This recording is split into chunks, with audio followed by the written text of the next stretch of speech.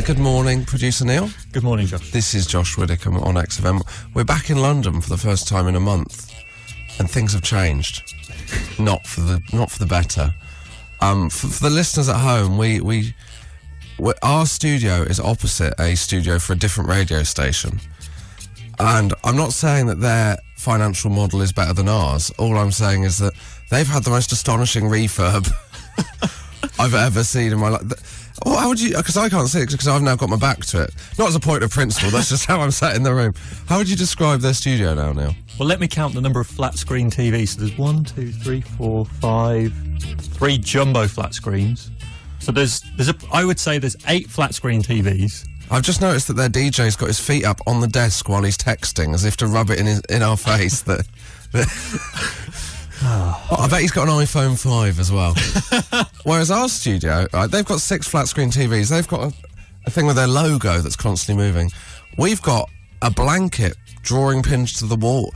Our studio looks like, you know, like when in an old communist state when the rebels overthrew the government. And they hang it from a balcony. Yeah. It looks like we've taken over the national radio station. And we're broadcasting free for the first time in 30 years. It's unbelievable. I'll tell you what, I'll take a picture and put it on Twitter so everyone knows what we're talking about. Yeah, so everyone knows what suffering is. Josh Widdicombe, XFM. James Lade.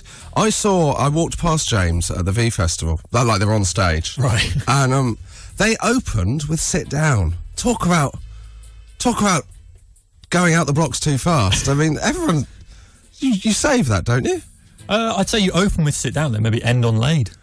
No, I think you open on Sit Down, then everyone leaves. That's how strangest lineup in the world, V Festival. Deacon Blue, yes. James, and Beyonce, all on one day. What a treat. Now, Neil, that's not what we're talking about. No. Let's just have a check of the... Oh, yeah, they've still got 6 flat screen TVs in the opposite radio studio. I think they have nicer chairs as well. They've got nicer chairs. Yeah. I used to work at I won't name the company. Well, we'll get on to topic in a minute. But they made a lot of people redundant and then bought office swivel chairs that cost $1,500 a chair. What? But they were really comfortable. I mean, I dodged redundancy, so I didn't mind. I didn't. I was freelance. I was rubbish. I was really bad at that job. But at least, you know, I had good posture. Now, 2 topics, Neil. Yes. Number 1 is weirdest thing you've heard over a tannoy or loudspeaker. Well, mine was... I love the bluntness of just doing that. There is context, but that is what we're talking about, so let's cut to the chase. Mine was on a train as well this week, and the guy in the buffet car came over the tannoy and asked anyone if they had a tin opener. They had a tin opener? Yeah. What? Exactly. Did anyone respond? There was kind of a lot of looks of, what did he just ask? So why had he got, what had he got? I don't know. A cat? I didn't travel up the train to find out. I couldn't be bothered. Oh, do you know what's annoying about that story is I really want to know what the denouement was. I want to know what happened. I haven't used that word ever. And a tin opener. Another appeal here, 83936 at XFM. If you're on that train and you know how that played out, or if you are the buffet cart guy, I want to know what was going on. So it would have been Wednesday, I think it was... I don't think you need... I think if they were on that train and that... I don't think they need to know... I don't think there's anyone going, well, that did happen to me this week, but it probably was a different train. Unless it's the trick he pulls on every train. He's just got... Do you think he was just bringing tins into work to open them? I don't know. Wow. I mean, you hope it was him. You hope it wasn't the driver. And there was like a technical fault and that was the only way that he could solve it. Then you're in serious trouble. The other topic we're talking about, and now this is something you've already shown your passion for, so I might just let you go on this one. So just start the rant, Neil. So the topic was making yourself at home in public. Yeah. And again, this was on a train, and a guy got up in the middle of the aisle. Do you hear anything except sit on trains? No. Okay. That is my life. A massive train spotter. The guy... Then you wouldn't be sat on the train. Think it through, mate. I was travelling to a different station. I don't know. Travelling to a more popular station, Clapham Junction. Anyway, this guy literally, he was in suit work attire, and he got up in the middle of the aisle, took his trousers off, and put on cycling shorts. That's totally unacceptable. That is was there a toilet on the train? Yeah, it's kind of a main commuter line. Unbelievable. What was it? What was his what pants was he sporting? They were white off-white from what I remember. But were they like a loose fit, or were they? Was there not kind of much loose fit. He was kind of mid-50s, so they weren't kind of tight Beckham. He was mid-50s. Yeah. Did anyone say anything? No. I think people were too. Did you look? I glanced, and then when he first took his trousers down, and you weren't sure what was happening, did you think he was going to? Do you want to say this on going, streak through the train? No, I don't think so. No. Okay.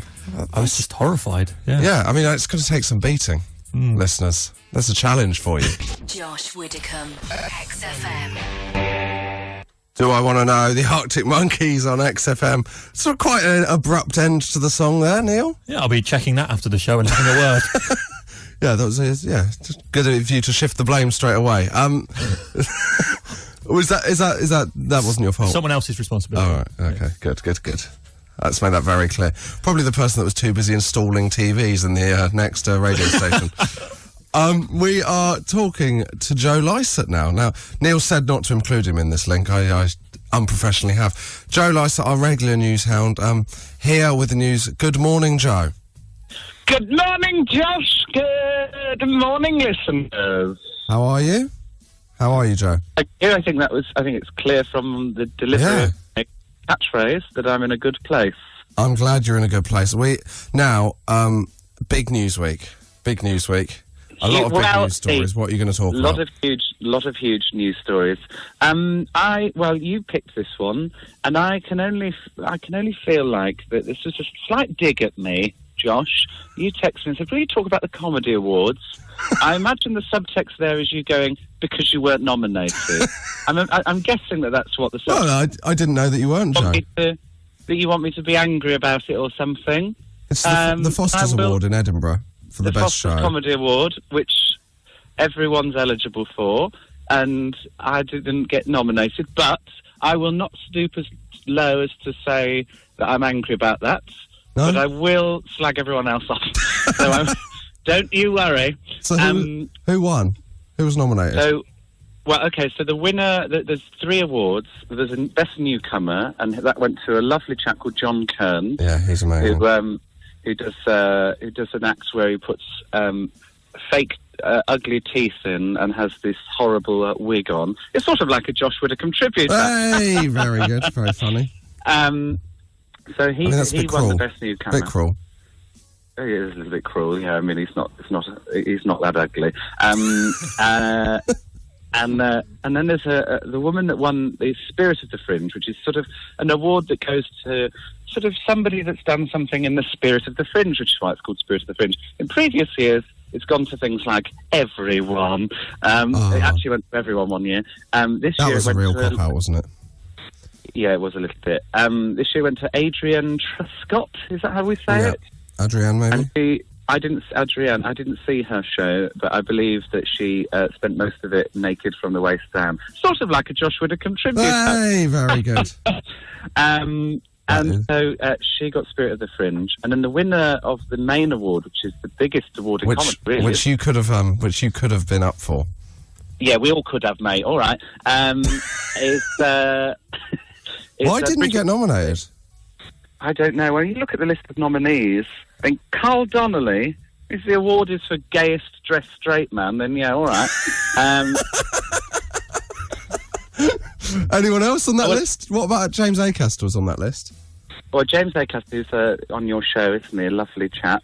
I've seen lots of his show in bits, and it was very good. He was nominated. I actually can't really talk much about his show because I'm currently in a legal case because the show said that it had lawnmowers in it. It had called Lawnmower, and there was no lawnmowers in the show, so I have reported him to the ASA. So who won in the end? Let's draw this to a close with who won. So Bridget Christie, it was the winner. She had a show about... it was sort of about feminism. She's got an amazing routine about a big pen, which I won't tell you what it is, but it's a really... it's a very accessible, clever stuff about feminism. You were beaten by someone who did a routine about a pen. Yeah, I was, mate. I didn't have any pen material. Well, maybe next year, Joe. Maybe next year. You should think about think about what you've learnt and write a show called Joe Lycett. Yes, Pens. I should. Yeah. I tried to come up with the title then. Lovely, yeah. You know, winning on pens. Joe Lycett pens. And I will, unlike Acaster, I will actually have pens in the show. Thank you, Joe. The budget will stretch to that. What I will say is Bridget needs to be careful, because she's obviously now sort of entering the mainstream. If she goes too mainstream, she might get a routine by Stuart Lee about her. So she just needs to be careful. Thank you very much, Joe. It has been a pleasure talking to you. I will speak to you soon. That's my career. Bye. Josh Widdicombe. XFM. Neil just frowned for some reason. I stubbed my toe. You stubbed your toe? Yeah. Well, radio producer can be a dangerous guy. How did you stub your toe? Into the back of my other heel. Do you know what that is? Why that is? Because we haven't got a studio that is comfortable enough. That is the reason. One of the things we're talking about this morning, apart from, you know, the lack of funds at XFM seemingly, is the best thing you've heard over a tannoy stroke loudspeaker. And this is my favourite. This is my favourite music that we talk over, by the way. It's got a kind of seaside feel, hasn't it? Or no, Northern Club. Yes. Northern Working Man's Club. Welcome to Blackpool. Welcome to Blackpool. Sean Cullen. Sorry, just coughed them. You okay? I'll pull through. I mean, probably what I need as a medicine is 6 flat screen TVs, like the studio next door. Sean Cullen, on a train over the tannoy. For those leaving at Durham, this is my... Sorry, I just laughed even before I said... Because it's just the small subtlety of this one. For those leaving the train at Durham, arrivederci. That's a train guard who's got his feet firmly under the table. I think more of it. I think, see, this is the kind of thing where it's what makes Britain great. That kind of attitude. What? That reminds me of another one I heard in the train. Oh, yeah? Talking of train guards, a guy in the shop went, "Hello." It's just one of the many magazines we have available. Oh, amazing. And he's lying, isn't it? Because it's not one of the many magazines. It's one of about a range of 3 magazines. They've never got 442 in a train buffet. No. That's I mean, furious. I want to read an interview with Kaka. Thank you very much. Not pictures of, you know, whoever's wedding. Bradley Walsh's wedding. I imagine he's already married. Tracy Smith. There's one for the. There's a new text in. Is Bradley Walsh married? Tracy Smith. 83936. 83936. Or tweet us at XFM. Stuart, don't do that. We are genuinely going to get some people that tweet that in. There's no need. I tell you why you don't need to do that, because I'm definitely checking the Wikipedia the moment I play the next song. Tracy Smith, stewardess safety announcement. Ladies and gents, there are 50 ways to leave your lover, but only 4 ways to leave this plane. That's good. Do you know why that's good? Because I never listen to those things. So it kind of brings you on board. It's like a trendy teacher trying to get you interested in a boring topic. I hope they did the whole thing in Paul Simon. Paul Simon. I'm trying to think of puns now. Song titles. Yeah. I mean, you can call me Al, but if you need to call someone when you're stranded in the water, blow a whistle. That kind of thing. So, keep them coming in. Your Paul Simon aeroplane safety puns we're looking for. And someone has corrected us that Joe Lycett's show should be called No Pen Intended. So I thank you for that. That is much needed. Josh Widdicombe. Podcast. XFM. One of the things we were talking about earlier, well, what came up from Tracy Smith's tweet about a stewardess safety announcement on a plane? Ladies and gentlemen, there are 50 ways to leave your lover, but only 4 ways to leave this plane. And I might have asked for your Paul Simon plane puns. I'm not made of stone, and I might have got the best one ever. Sadly, they haven't given their name. I mean, you've clicked on something there, Neil, to try and find their name. No, we can't have their name.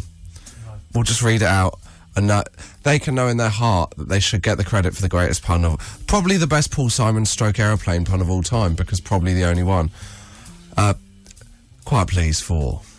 Didn't Paul Simon do a stint with Ladysmith Black Box Bambazzo? Oh, I ruined it by stumbling, because it's so difficult to say. Take 2. Take 2. Didn't Paul Simon do a stint with Ladysmith Black Box Mambazo as well? Lovely stuff. Absolutely lovely stuff. I mean, it's 10:55, but I really feel the show has peaked. I don't mean that. Not just this morning, forever. We are still looking for things you've heard. The best thing you've heard from a loudspeaker. This is one of those ones that's taken off far more than we thought. Much like Paul Simon's stint with Bladley Smith Black Box Bambazo. Nicole, who's done well to leave her name. Where I work, someone got stuck in customer services once and tannoyed, can you let me out? I'm slightly disappointed with that because the first time I read it, I missed the start of the sentence. So I just thought she'd been in a shop and heard, can you let me out? How do you get stuck in customer services? It's usually just a desk. Yeah. I like it when they do the announcement, can Mr. Sands come to... You know when they say Mr. Sands? That It's all code, isn't it? Yeah. But we all know what that... Do you know what that means? No. Fire. Oh. I shouldn't have said that on the... Yeah, there's no fire. There's no fire at XFM, but, that is what... And there's another one we used to have at Safeway, which meant, can you take the rubbish out? Because they thought that you couldn't say that. So, could Mr. Green please go to the back door? And then you'd have to... And then they just see loads of people with bin bags walking through the aisles. Look like we're disposing of the body of Mr. Green. Josh Widdicombe, XFM. Joined for the rest of the show by Rob Beckett. Good morning. Morning. Comedian, Yep. truth sayer, Yep. those kind of things. Where would Neil likes me to create a kind of vivid picture, but so if people don't recognise Rob, Google image search him. Yep. Where would you be? Where would you? From the jungle. From the jungle. Yeah. I do that show, the Jungle Show. You do. You do. I'm a Celebrity. You weren't in I'm a Celebrity. You do the kind of spin-off show. What's it called? I'm a celebrity. Get me out of here now. Catchy. Catchy. It's got a great hashtag. ICGO. I don't even know what it is. And 8 out of 10 cats. All those codes. Yeah. Mock the week. You know, the usual circuit. All that lot. All that lot. How are you? Good, mate. Yeah. Saturday, innit? Sunny. Exactly. I'm here with you. You two, you're nice, aren't you? Yeah, we're all right. Fun day. Fun day. It's the first time we've been complimented on being nice on the radio, so I'm going to take that. Right. Two things we're discussing this morning. Well, number one, we're discussing the opposite studio, which is It's outrageous. It looks like the inside, or I imagine the inside of a Hummer. You know, the party Hummers. Yeah. That's what I think it looks like inside. It's unbelievable. You can't take a photo of it, can you, and tweet it? It's probably an invasion of their privacy. I'll go in a minute and take one. Go. Can I go in and ask? Could I try and get on both stations? Look, that's the challenge. Should I do the setup on this station and do the punchline over there? What I like is we're trying not to reveal what the station is, so people will just be tuning around, desperately trying to find Rob Beckett's other appearance. We're talking about things you've anything you've heard over a tannoy or public address system. That's just a topic. Okay, well, obviously funny stuff, not just... Yeah, not just anything. Not just The shop's closing in 5 minutes. Yeah, please stand by on the yellow lines as the train approaches. All those. No, I used to work in a shop, and they always used to say, if they needed... What was the shop? It was a supermarket. Am I allowed to say which one? Yeah. Yeah. Sainsbury's. And I worked at Marks and Spencer's as well. Oh. Moved up. Got worked hard. Got a transfer to a bigger club. To the Champions League side. But they always used to say, "Oh, can the security guard please come to the back of the shop?" Which was basically like, if you're thinking of stealing, do it now. Or just go to the front of the shop now. Steal at the front of the shop. Do not steal at the back of the shop. The security guard. So there's one security guard. Yeah. Well, no, there used to be a couple on Halloween, because it was South East London. On Halloween, the shop just used to get attacked. Kids used to run in, nick all the eggs, and just start pelting everyone. My word. It was horrible. Yeah, it don't work Halloween. No, it never worked Halloween. And now me and Neil were having a discussion earlier of what's acceptable to do in public. What are your views? Because you're a man who doesn't wear socks, aren't you? No, I try not to. I don't. Why do you try not to? Because I don't like my feet get too hot. So Right. a way to stop that happening. Less Take layers. off a layer, yeah. Take off a layer. Yeah. And if it's a decision between... You'd be a lot more eccentric if you decided against shoes and kept the socks on. Yeah, I think, but you'd hurt your feet, wouldn't you? You could have worn those slipper socks. Yeah, but I just don't like socks. Especially not in the summer. So Yeah. what are you going to... Just I don't like socks. I don't like socks. That was the start and end of that point. That's your new catchphrase. Yeah, I don't like socks in summer. I don't like socks. If you had a catchphrase, if you had a sitcom, every episode would end with you going, "God, I don't like socks." Yeah, loads of little japes of me getting in trouble, just like walking through like a bit of woodland. Oh, my socks got caught on a rose bush again. Oh, God, I hate socks in summer. Do you think it's acceptable to take your shoes off in public? On a train? No, that's not. Why would you want to? I do. If I'm travelling, like, on an aeroplane, I do sometimes take my shoes on, and I will employ socks out of courtesy. How do you feel about that, Neil? Because Neil earlier said that I was going to hell for taking my shoes off on a train and the cinema. No, I don't think so. If they're stinky, yeah, but if they're off and it's not smelly. What do you feel about planes, Neil? I do exactly the same thing as Rob. I'll travel in flip-flops and then put socks on, like, when I'm... Yeah. Let's make it very clear Rob's not wearing flip-flops. No, got He's both not an shoes in animal. it, South East London. Yeah, Are you sure you can? I do think so. When I get on an aeroplane, though, if it's a long-haul flight, I literally just put on pyjamas, basically. Do you? I get comfy. I love getting comfy. Do you? Wow. Because I can't understand Do these you have one of people. those nightcaps? Yeah, big long one. That in a toothpaste advert. No, but I can't. These people go like all the way to Australia just wearing their jeans and a pair of shoes and a jumper. I'm like, get comfy, mate. I love getting comfy. I'm really glad I've never taken a plane with you. I'm very annoying on an aeroplane. Yeah, I can imagine. Keep the tweets on these subjects coming in, or any subject you want, really. I mean, we're an open house this morning. Socks in summer. Socks in summer. Any views on that? And any plots for Rob's socks-based sitcom, if you want to tweet them in as well. Josh Widdicombe. XFM. Shine a light, BDI on XFM. I was struggling to control my wheelie chair then. You did go off a little bit. Yeah, I was drifting away from my microphone. I had to grab the desk to kind of tether myself back in. This is Josh Widdicombe, joined still by Rob Beckett. Hi, guys. Hi, guys. And do you want to do your catchphrase? I don't wear... I never wear socks in summer. Such a good catch. I mean, it's really gonna take off. One of the things we'll talk about is making yourself at home in public and what is and isn't acceptable. Holly, her name is Holly Literally Cooper. Literally Cooper? That can't be her name. That is her name. Well, it's from Twitter. So all right. Maybe she But she should have literally in the old she probably quote says marks. literally a lot, and it's like her little friends. Get a new catchphrase, mate. Rob, socks in summer. Beckett. No one's stealing my catchphrase glory today.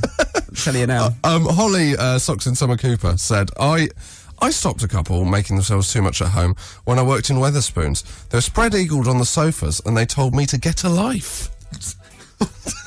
They're completely naked on the sofa. No, I don't think they were completely naked.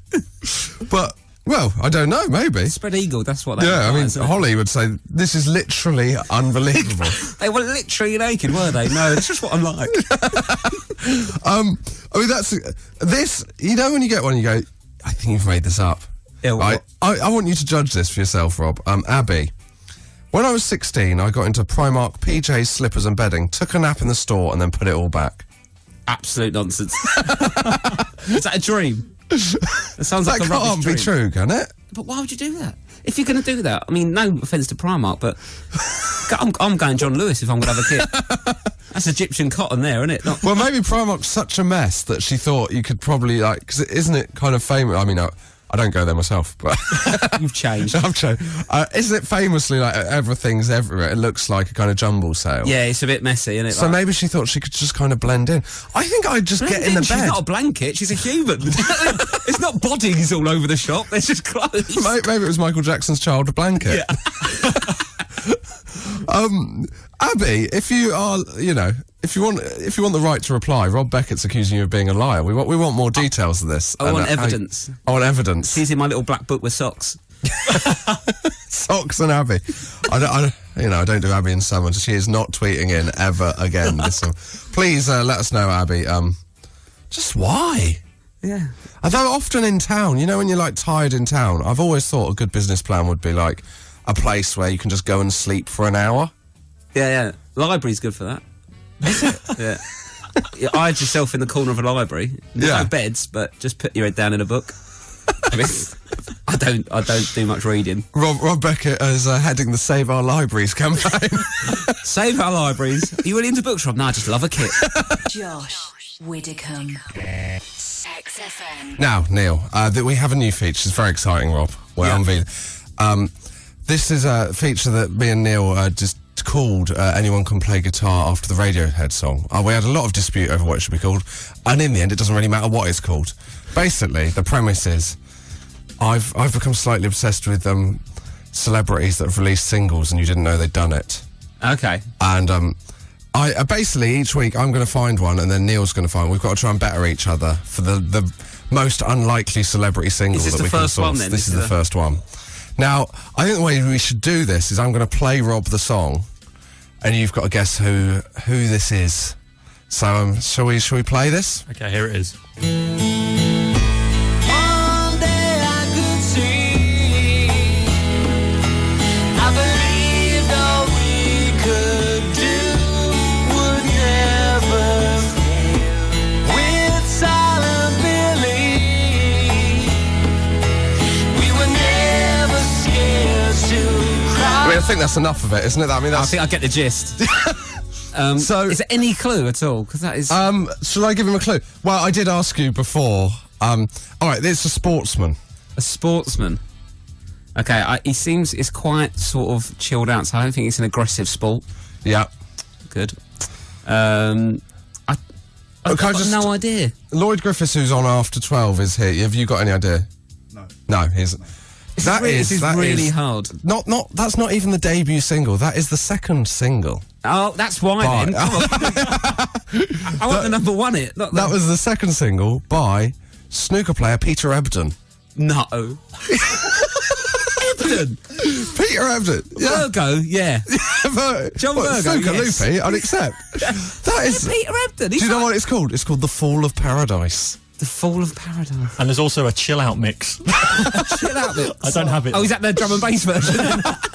You know when you're in Ibiza, Yeah. you've been up all night and you go, I want to chill out to some Peter Ebdon. Yeah, I'm going to pull an Ebdon. I mean, that is mental. I've set what I've done there is I've set the bar very high for your sourcing next week, Neil. I have done some research and I think I found a cracker. Oh, it's quite a good feature, this. I'm very excited. It's surprisingly good for you, Josh. Yeah. Thank you, mate. Yeah. I watched a 3-minute documentary on the making of The Fall of Paradise on YouTube earlier. Really? And he wrote it with someone else who saw him sing at his girl's birthday party. Peter Ebdon sang a song and that guy went, Peter Ebdon, what? And now he's considering a follow-up album as well. I've never seen Lloyd Griffiths look so excited in his life. If he's in the studio, like, do they say, cue the music? Hey! Oh, here he is. There we go. Not even More of officially on that yet, after but- 12 o'clock. So, well, I think that's probably the best feature that's ever been on the radio. I mean, not just entertaining, but educating. Yeah, definitely. You should ring him up as well and talk to him about it. That would be a great add-on to Because the I think feature. he would probably realise that we were mocking him. No, but you got to do it now. Ebdon, didn't know you could sing, mate. Where did you find out? How did it come about? Be positive about it, and then once you hang up, then have a go. Then have a dig. Well, there we go. You think you can beat that next week, Neil? I'm almost certain I can. Wow, I'm already There's excited. a lot of footballers that do rapping. There's a couple There of... is. Yeah. I don't know, yeah. Well, let's see. Thank you very much. Preempt. So this, this is going to be a real come down after Peter Ebdon. It is, isn't it? This- Who can follow Ebdon? Who can follow Ebdon? Well, let's see if Placebo can. We know they can't. Josh Widdicombe. XFM. Too Many Friends by Peter Ebdon on XFM. And still joined by producer Neil Good morning. and Rob Beckett. Yes, here. Now, Rob, earlier on you were saying that you didn't like socks in summer. Yep. And we said... As I do. as you don't like... Yeah, and we said that'd be a good catchphrase for a sitcom. Yep. And so we've actually received a sample plot from Stefan, who has written in, see if you'd enjoy acting this one out. So Rob's at the beach on a sunny day and he's absolutely loving it. I do love the beach. Sounds like you. Toes free in the sand, boasting about his sockless lifestyle and laughing at the kids in their sandy socks. He pops into the sea for a quick paddle or something, and while he's there, all the kids fill their socks with rocks and fling them at him. And of course he cries out, I hate socks in summer. I'm not sure that's... I mean, it's quite far-fetched. I mean, I don't know what I've done to warrant an attack. No, just you're boasting about your sockless lifestyle. Exactly. I mean, but I've chosen that lifestyle. They can make that choice. Do you know what I mean? I shouldn't be pelted with rocks in socks. like a kind of stoning, Yeah, but just sort of like a kind of biblical punishment for your sockless lifestyle. in the winter. In the winter. He's added, maybe you should write to the people who make the Beano or Dandy. They could churn out endless sockless in summer shenanigans. If That these might work comics because I've still got exist. a cartoon face already. You It have. would take a lot to draw me. I mean, that's you could say that about anyone, really. If anyone else has got any take a lot to draw me. No, and we're in Leicester Square. You should go out there and have your caricature Shall I go done. and do that in the next song? Yeah. Got 3 minutes, mate. Teeth and hair. Go. Josh Widdicombe. Podcast. XFM.